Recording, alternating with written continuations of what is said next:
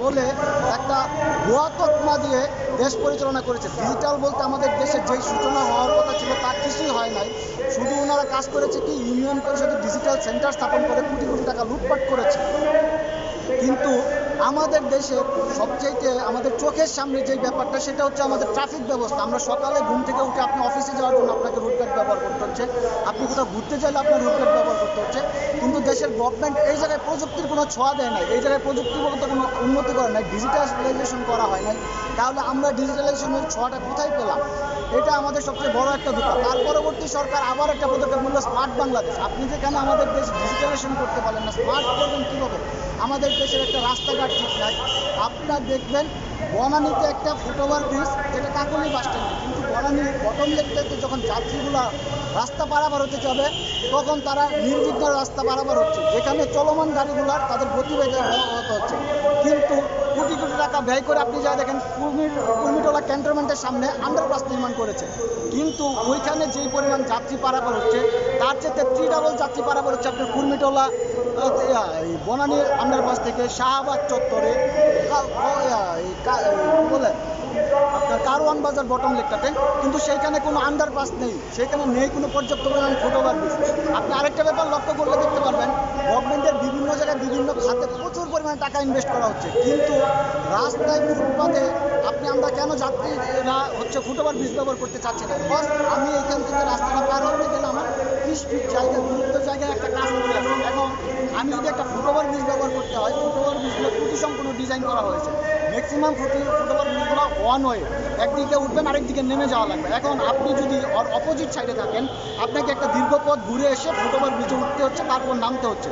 কিন্তু ফুটওভার ব্রিজগুলো যদি দ্বিমুখী করা থাকতো, এক পাশে অ্যাক্সেলেটর সিঁড়ি দেওয়া থাকতো, তাহলে যাত্রীরা যদি এটা ব্যবহার করতে স্বাচ্ছন্দ্য বোধ করতো, তখন যাত্রীরা এটা ব্যবহার করতে উদ্বুদ্ধ হতো। আপনি বাসের জন্য মানুষ কেন দাঁড়ায় থাকবে না? বাস আসে, প্রত্যেকটা বাস ন্যারো, বাসের একটা মুখী দরজা দেওয়া থাকে। বিআরটিসি, আমাদের ভালোবাসার লাল বাস বলে যাকে আমি সংজ্ঞায়িত করি, বিআরটিসি ব্যতীত ঢাকা শহরে ইন্টারসিটি কোনো একটা বাস নেই যে বাসগুলো গুণগত মানসম্মত যাত্রী সেবা দিতে পারছে। বাসগুলো ফিটনেস সমৃদ্ধ, বাসগুলোতে যে ধরনের ক্রাইটেরিয়া দেওয়ার কথা ছিল সেই ধরনের ক্রাইটেরিয়া মেনটেন করে বাসগুলো তৈরি করা হয়েছে। কোনো একটা কাজ করা হয়নি শুধুমাত্র বিআরটিসি ব্যতীত। বিআরটিসির বাসগুলো যদি আমাদের ঢাকা শহরে ইন্টারসিটি বাস হিসেবে পরিচালনা করা হয়, তাহলে আমি মনে করি এইখানে এদের চাহিদা, বিআরটিসির চাহিদা প্রচুর পরিমাণে বেড়ে যাবে। সেই ক্ষেত্রে গণপরিবহন সংস্কার নামে আমি একটা পরিকল্পনা মাথায় রেখেছি। যদি আমি উদ্যম হলে কোথাও এটা বলার সুযোগ পাই, তার জন্যে আমি আজকে প্রেস ক্লাবের সামনে এককভাবে দাঁড়িয়েছি। প্রেস ক্লাবের সামনে এককভাবে দাঁড়ানোর আরেকটা মূল কারণ হচ্ছে, আমি এটা মিডিয়া কাভারেজ করে দেশবাসী, বিশেষ করে ঢাকাবাসী সবার কাছে বলতে চাচ্ছি যে আমরা রোড সংস্কার করতে চাচ্ছি। যখন দেশে বা ঢাকার যারা আমরা ঢাকাবাসী আছি তারা বুঝতে পারবো যে হ্যাঁ, আমাদের নিজেদের একটু পরিবর্তনের জন্য আমরা ট্রাফিকের যে যানজটের যে একটা ভয়াবহ অভিশাপে আমরা ভুগতেছি, এই অভিশাপ থেকে বের হয়ে আসতে পারবো। প্রত্যেকটা মানুষকে আপনি ইন্ডিভিজুয়ালি যে জিজ্ঞেস করে দেখবেন, প্রত্যেকটা মানুষের কথা একটা, এই যানজট থেকে মুক্তি চাই।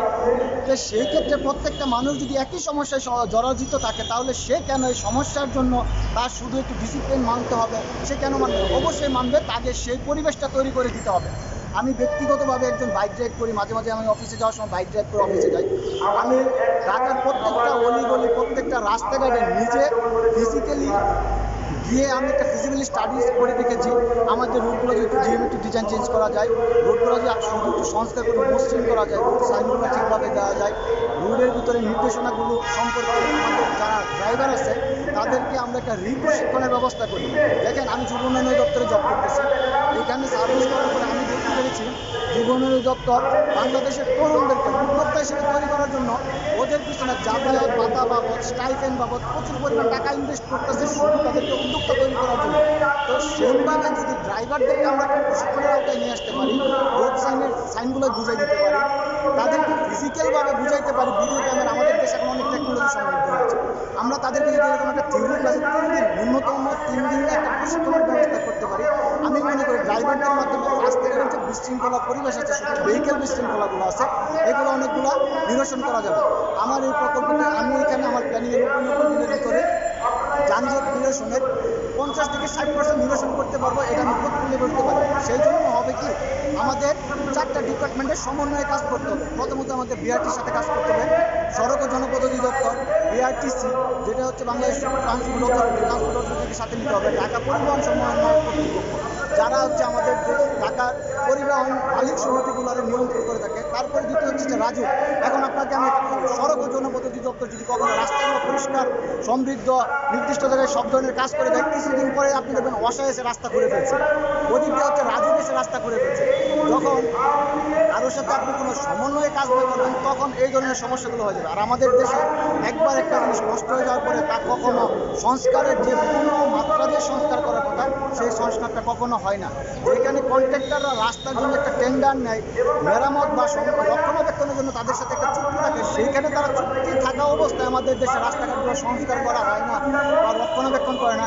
সেইখানে একটা রাস্তা করে গেছে সড়ক অধিদপ্তর, ওয়াসা এসে তাদের একটা পানি নিষ্কাশন লাইন করতে হবে, সেই জন্য সে রাস্তাটা কেটে ফেলার পরে এখানে সৃষ্টি জনভোগান্তি, বৃষ্টির দিনে পানি জমে সেই রাস্তাটা আবার আগের জায়গায় ফিরে যায়, নষ্ট হয়ে যায়। এটা দেখার জন্য কেউ নাই। রাজু আমি বলবো এই জায়গা থেকে পুরোপুরি ব্যর্থ, কিন্তু ব্যর্থতার দায়িত্ব শুধু একটা ব্যক্তি বা বর্গের উপর প্রতিষ্ঠিত করলে হয় না, প্রত্যেকের সমন্বয়ের মাধ্যমে কাজ করতে হয়। আমি মনে করি বিআরটিসি, তারপরে আপনার সড়ক ও জনপথ অধিদপ্তর, তারপরে হচ্ছে এই যে ঢাকা পরিবহন সমন্বয় অধিদপ্তর, ইভেন রাজুর যদি এই 4টা অধিদপ্তর সমন্বয় করে কাজ করে প্রত্যেকটা ডিপার্টমেন্ট থেকে হয় কি যাদের যে এক্সপার্টগুলো আছে ওই এক্সপার্টগুলোর সমন্বয়ে একটা পরিকল্পনা হাতে নেয়, আমি মনে করি এই সমস্যাটা 90 দিনে আমি 100% শিওর যে আমি 50% যানজট নিরসনে করে নিয়ে আসতে পারবো। আমি এখন ঢাকা ধানমন্ডি বসবাস করতেছি, এইখান থেকে আমি নারায়ণগঞ্জে অফিস করি। বাইক রাইড করে মোটর সাইকেলে আমার এখান থেকে যাওয়ার সময় 40 থেকে 45 মিনিট। আমি নির্দ্বিধায় বলতে পারি আমাকে এই 90 দিনের জন্য যদি সুযোগ দেওয়া হয়, আমি এই যানজট নিরসনের জন্য যে কোনো ব্যক্তি ঢাকার মোহাম্মদপুর থেকে নারায়ণগঞ্জের সাইনবোর্ড পর্যন্ত বাসে 40 মিনিটে পৌঁছাতে পারবে বলে আমি দৃঢ় বিশ্বাস করি। আপনি আপনার নাম পরিচয় দিন শেষ করুন। শরীফুল হক, আমি যুব উন্নয়ন অধিদপ্তরের ইমপ্যাক্ট প্রকল্প থেকে উপসাগর প্রকৌশলী পদে কর্মরত আছি। আমার পোস্টিং হচ্ছে নারায়ণগঞ্জ জেলাতে। আমাকে যদি এই সুযোগ গভর্নমেন্ট দেয়, আমি সরাসরি আমাদের chief adviser doctor Mohammad Yunus সাহেব এবং আমাদের দেশের প্রেসিডেন্ট ওনাদের হস্তক্ষেপ চাচ্ছি, কারণ ওনাদের হস্তক্ষেপের মাধ্যমে বাকি পরিচালনা আমরা পরিষদের মাধ্যমে আমরা একটা সমন্বয় করে 3টা অধিদপ্তরকে একসাথে করে কাজ করতে পারবো। এখন আমি যদি সড়ক ও জনপথ অধিদপ্তরে যাই, ওনারাও আমাকে এটা সমাধান করে দিতে পারবেন। আমি যদি শুধু রাজুকে যে আমার প্ল্যানকে বলি, উনিও এটা সমাধান করে দিতে পারবেন, কারণ আমাদের 3-4টা অধিদপ্তর ম্যাচ করে একসাথে কাজ করতে হবে।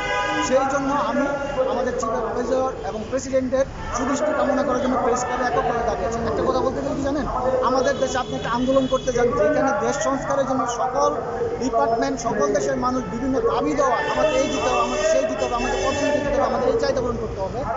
সেইখানে আমি এককভাবে আসছি এই জন্যই যে আমি যদি সংস্কারের কোনো কথা বলতে আসি, মানুষ সেই দিকে আসবে না। দাবি হলে তার স্বার্থ থাকলে সেই দিকে আসবে। আমি দেশের সুনাগরিক হিসেবে বাংলাদেশের জন্মসূত্রে দেশের নাগরিক হওয়ার ক্ষেত্রে আমার দেশের ভালোবাসার প্রতি আমার টান থেকে আমি যখন দেখলাম কেউ আমার পাশে এসে দাঁড়াচ্ছে না, আমি এককভাবে সিদ্ধান্ত নিলাম যে আমি কোনোভাবে এটার জন্য কোনো কিছু করতে পারি কিনা। কিছুদিন আগে আমাদের উপদেষ্টা মহোদয় সড়ক নিরাপত্তার জন্য আপনার হচ্ছে একটা কমিটি গঠন করে একটা পরিকল্পনা হাতে নিয়েছে, কিন্তু আমি ওই পরিকল্পনাটা শুনেছি ওনাদের একটা 6 দফা দাবি দিয়েছে, মানে 6 দফা দিয়েছে। এই 6 দফাতে আমার কাছে মনে হচ্ছে আমি যে স্টাডি করছি ওনারা যা যা পয়েন্টগুলো উল্লেখ করছে, এইখান থেকে ওনারা যানজটে